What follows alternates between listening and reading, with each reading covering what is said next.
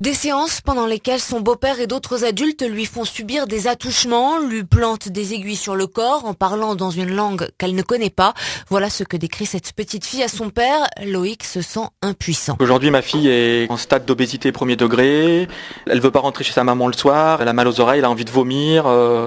Ces choses-là, ça fait 4 ans et demi aujourd'hui que ma fille me les répète sans cesse, sans cesse, sans cesse. La fillette a été entendue par plusieurs experts. Une association s'est portée partie civile.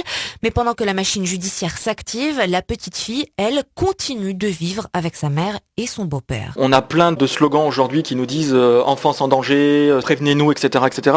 Et quand on le fait, alors qu'on a aujourd'hui la certitude que ma fille ne va pas bien, eh ben la justice ne bouge pas. Je demande pas de récupérer ma fille, je demande qu'ils prennent l'enfant, qu'ils le sortent, qu'ils le protègent. Ma fille est toujours aux mains de ses bourreaux. Une fois, à la fin d'un week-end, ce père a décidé de ne pas rendre sa fille à sa mère. Il a failli atterrir en prison.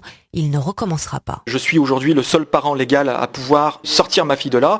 Si je suis en prison, je ne pourrai plus le faire.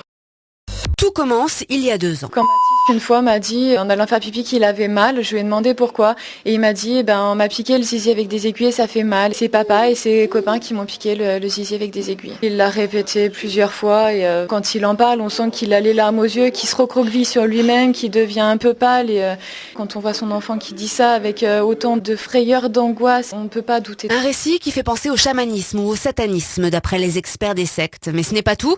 L'enfant raconte que quand il refuse qu'on lui touche le sexe, alors c'est au visage qu'on le pique. Il a des piqûres d'aiguille au niveau du visage.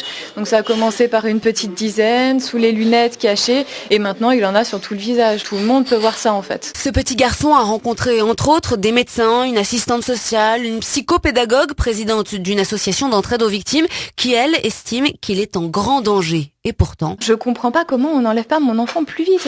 Si on a un doute que ça se passe chez moi ou chez son papa, je peux le comprendre parce que l'histoire n'est pas facile. Mais qu'on retire mon fils le plus rapidement possible et qu'on le protège. Ça me tord le ventre de voir qu'on peut mutiler un enfant à ce point-là. Enfin, ça me donne envie de vomir, j'en suis malade.